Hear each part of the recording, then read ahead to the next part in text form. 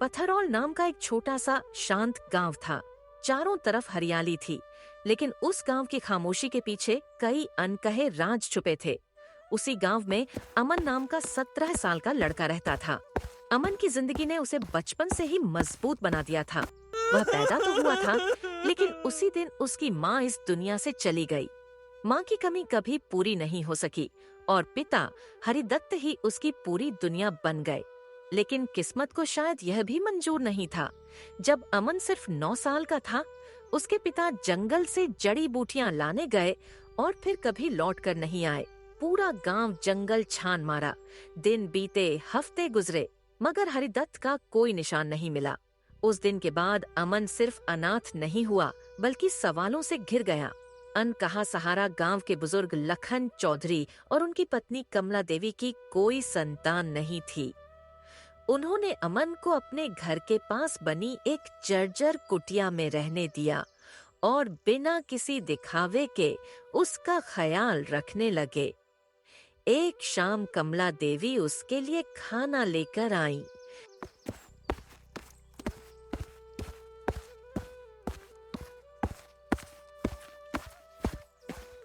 ले बेटा, आज दिन भर कुछ खाया भी नहीं होगा।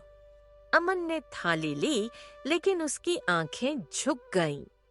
मौसी, कब तक आप लोग मेरी जिम्मेदारी उठाएंगे? अब मुझे खुद कुछ करना चाहिए। कमला देवी हल्की सी मुस्कुराई और बोली, अरे नादान, अपने बच्चे के लिए कोई एहसान थोड़े गिना जाता है।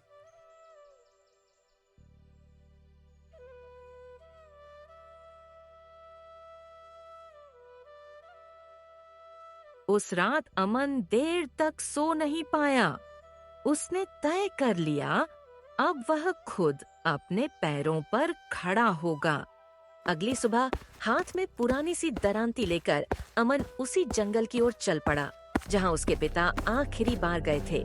जैसे ही उसने जंगल में कदम रखा, हवा थम सी गई।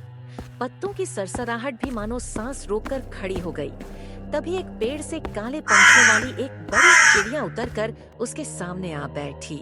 उसकी आंखें अजीब थीं, जैसे किसी इंसान की आंखें। तुम मुझे ऐसे क्यों देख रही है? तभी उस चिड़िया की आवाज गूंजी, भारी रहस्यमयी। क्योंकि मैं तुम्हें जानती हूँ, अमन, हरिदत्त का बेटा। अमन का दिल जोर से धड़क उठा। तू ये नाम कैसे जानती है? चिड़िया बोली, क्योंकि मैं उस सच की पहरेदार हूँ जिसे पूरा गांव दबाकर बैठा है। अमन पीछे हट गया। तू कोई मायावी जीव है, मैं नहीं मानता। चिड़िया ने आसमान की ओर देखा। सच से भागने से सच मिट नहीं जाता। इतना कहकर वह उड़ गई। डर के मारे अमन सीधे गांव लौट आया।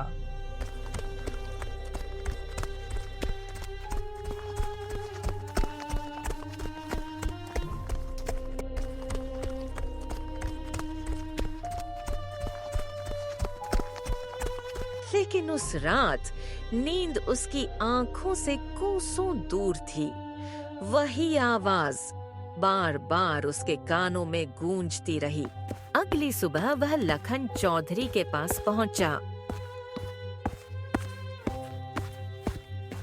चाचा, मेरे पिता जंगल में क्यों गए थे? क्या आप सच जानते हैं? लखन चौधरी काफी देर तक चुप रहे, फिर भारी आवाज में बोले, कुछ सच अगर वक्त से पहले जान लिए जाएं, तो जिंदगी उलट जाती है बेटा।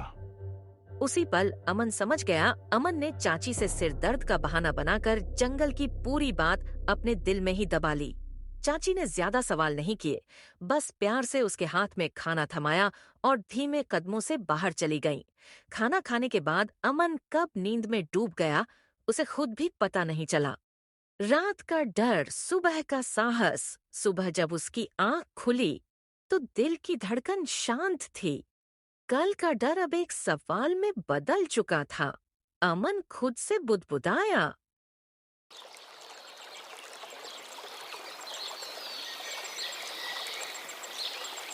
शायद मैं कल जरूरत से ज्यादा डर गया था, लेकिन उस रहस्यमयी पक्षी को मेरे पिता का नाम कैसे पता था?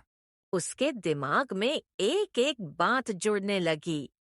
हर बार जब उसने अपने पिता के बारे में पूछा, मुखिया ने बात बदल दी, गांव वालों ने चुप्पी साध ली। आज सच का पीछा करना ही होगा। यह कहकर अमन फिर जंगल की ओर बढ़ चला। फिर वही निगाहें वह उसी जगह पहुंचा जहां पिछली बार जंगल की खामोशी टूटी थी। इस बार वह अजीब पक्षी पहले से वहां बैठी थी, जैसे उसी का इंतजार कर रही हो। उसने अमन को देखते ही कहा, मुझे पूरा यकीन था कि तुम लौट कर आओगे। तुम अपने पिता की तरह हो, डर से नहीं सवालों से चलते हो। अमन की आवाज कांपते हुए भी साफ थी। मुझे कोई और सच नहीं चाहिए, बस बताओ मेरे पिता कहाँ हैं? पक्षी की आवाज अचानक नरम हो गई। मैं तुम्हें वहां तक ले जा सकती हूँ, लेकिन इसके लिए तुम्हें मुझ पर भरोसा करना होगा। फिर उसने अमन के दिल की गांठ खोल दी। तुम गरीबी से नहीं टूटे हो, तुम इस डर से टूटते हो कि कहीं तुम उन लोगों पर बोझ न बन जाओ जिन्होंने तुम्हें अपनाया। अमन की आंखें भर आईं। मैं चाहता हूं कि वे लोग अब आराम से जी सकें, मेरी वजह से नहीं, मेरे साथ। पक्षी ने अपने पंख फैलाए। अगर तुम्हारा इरादा साफ है तो मेरे पीछे आओ। वह उसे जंगल के ओर भीतर ले गई, जहां इंसानी कदमों की कोई निशानी नहीं थी। एक पत्थर से ढकी गुफा के अंदर एक पुराना लोहे का संदूक रखा था। यह क्या है? जैसे ही उसने ढक्कन उठाया, गुफा रोशनी से भर गई। हीरे, रत्न, सोना, इतनी दौलत की सांस थम जाए। पक्षी बोली, यह तुम्हारा नहीं है, लेकिन इससे तुम्हारी जिंदगी बदल सकती है। फिर उसने सख्त चेतावनी दी, मेरे बारे में किसी से कुछ मत कहना, एक शब्द भी नहीं, वरना तुम्हारे पिता तक पहुंचने का रास्ता हमेशा के लिए बंद हो जाएगा। अमन ने संदूक उठाया और भारी कदमों से गांव की ओर चल पड़ा। घर पहुंचते ही मुखिया और उनकी पत्नी सामने आ गए। संदूक देखते ही मुखिया का चेहरा उड़ गया। बेटा, यह कहाँ से लाए? जब संदूक खुला तो पूरा घर सन्न रह गया। मुखिया घबराते हुए बोले, यह खजाना शायद राजा का हो सकता है। अगर ये बात दरबार तक पहुंच गई तो हम सब मुश्किल में पड़ जाएंगे। अमन की जुबान सच कहना चाहती थी, लेकिन कानों में वही चेतावनी गूंज रही थी।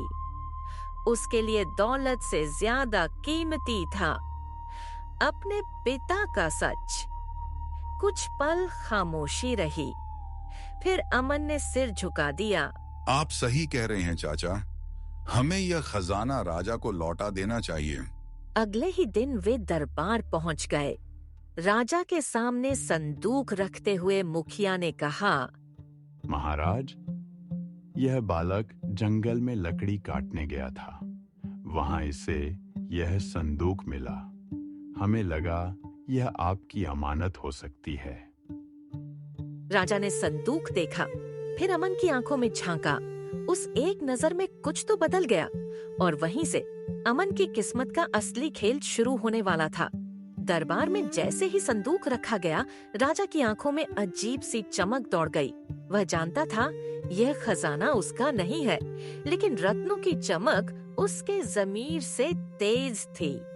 राजा मन ही मन मुस्कराया। अगर यह खजाना मेरे सामने आ गया है तो इसे छोड़ना मूर्खता होगी। थोड़ा सा इनाम दे दूंगा, ये लोग खुश भी रहेंगे और दौलत मेरी भी हो जाएगी। कुछ पल की चुप्पी ने दरबार की हवा भारी कर दी। फिर राजा बोला, हाँ, यह संदूक मेरा ही है। मैंने इसे जंगल की एक गुफा में सुरक्षित छिपा कर रखा था। तुम दोनों ने ईमानदारी दिखाई है, मैं इससे बहुत प्रसन्न हूँ। राजा ने सिपाहियों को इशारा किया।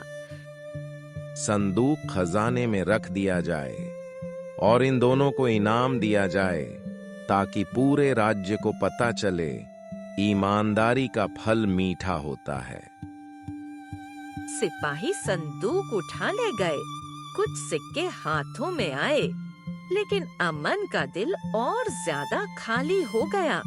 वह जानता था राजा झूठ बोल रहा है, फिर भी वह चुप रहा, क्योंकि उसके लिए सोने से ज्यादा कीमती था अपने पिता की सच्चाई।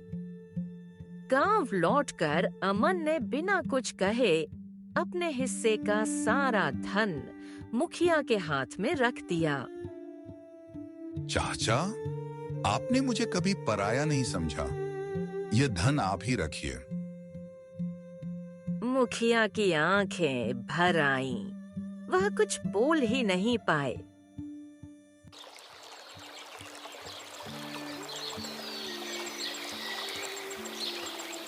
अगली सुबह अमन फिर जंगल की ओर चल पड़ा, जैसे कोई अनदेखी ताकत उसे खींच रही हो।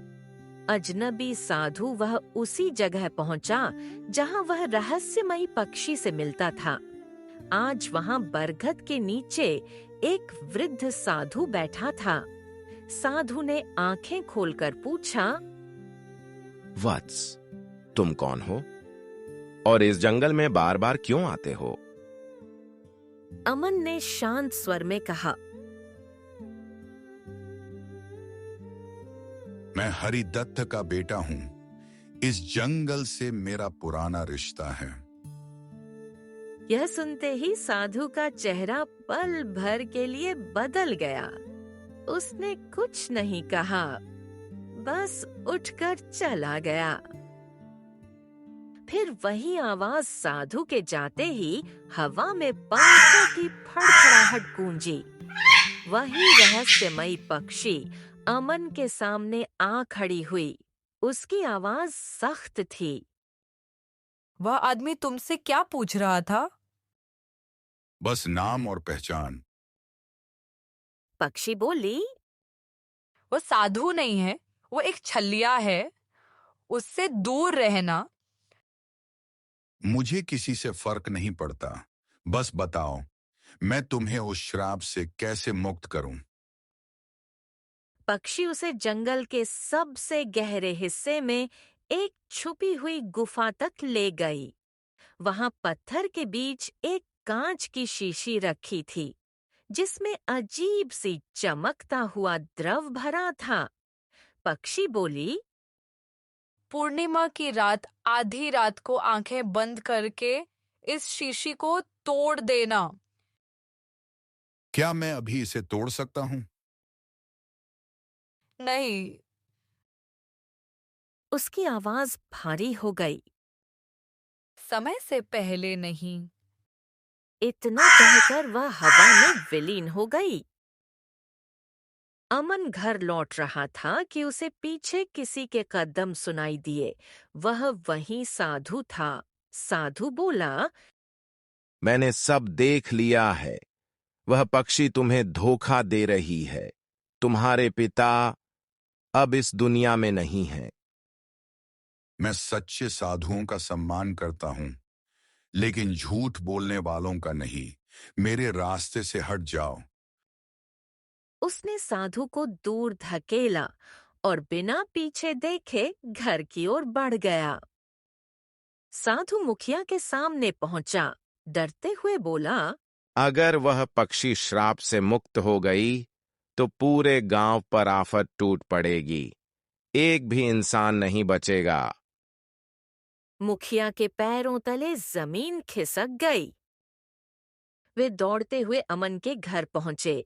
मुखिया कांपती आवाज में बोले, बेटा, ये क्या सच है? क्या तुम जंगल में किसी बोलने वाली पक्षी से मिलते हो? अमन खामोश खड़ा रहा और उसी खामोशी के साथ कहानी अब एक खतरनाक मोड़ पर पहुंच चुकी थी। तो आपको भी सब पता चल गया? अमन की आवाज भारी थी, जैसे हर शब्द के साथ उसका दिल टूट रहा हो। मुझे पूरा यकीन है ये सब उसी नकली साधु की चाल है। मुखिया कुछ कह पाते उससे पहले ही अमन फूट पड़ा। मेरे पिता 8 साल पहले अचानक गायब हो गए। न आपने कुछ बताया, न गांव वालों ने। अब बताइए, मैं किस पर भरोसा करूं? उसकी आंखों से आंसू बह रहे थे। उस रहस्यमयी पक्षी ने कम से कम यह तो कहा कि वह मुझे मेरे पिता तक पहुंचा सकती है। मुखिया की आवाज कांप गई।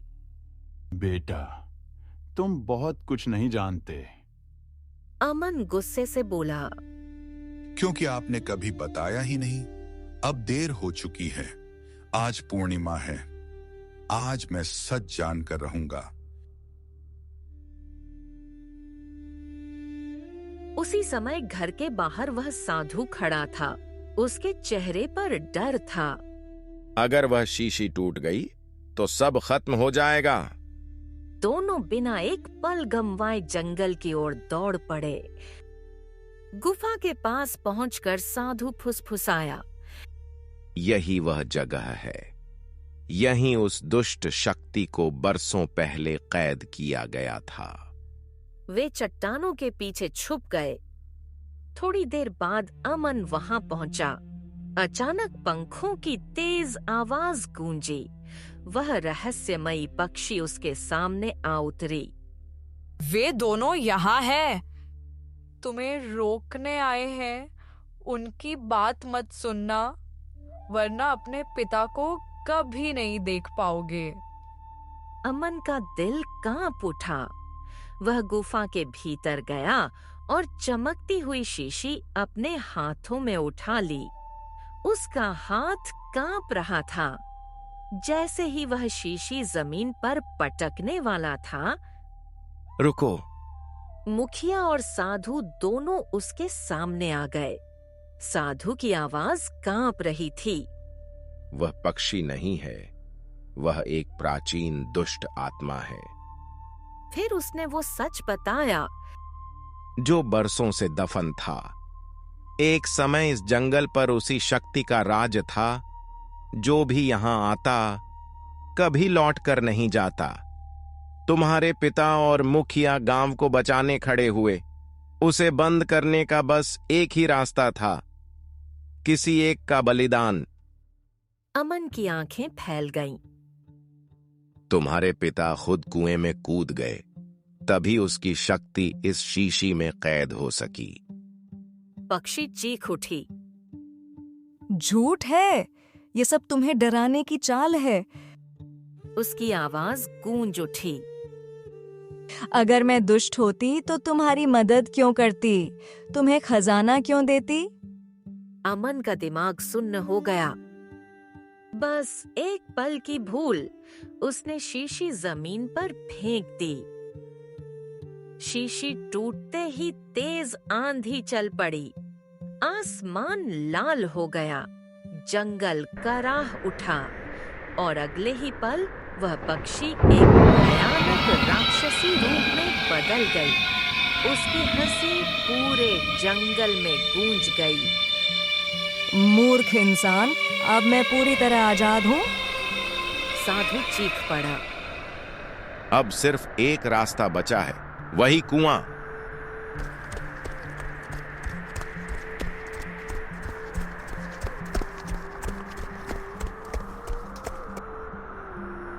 तीनों भागते हुए कुएं तक पहुंचे। दुष्ट शक्ति उनके ठीक पीछे थी। इसे फिर से बंद करने के लिए फिर वही बलिदान चाहिए।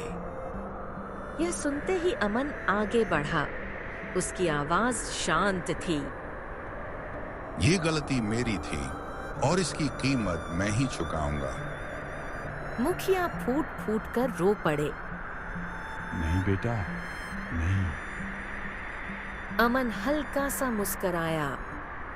अगर मेरे पिता गांव के लिए जान दे सकते हैं तो मैं भी उनका बेटा हूं। और बिना पीछे देखे वह कुएं में कूद गया। तेज रोशनी फैली, दुष्ट शक्ति चीखती हुई सिमट गई।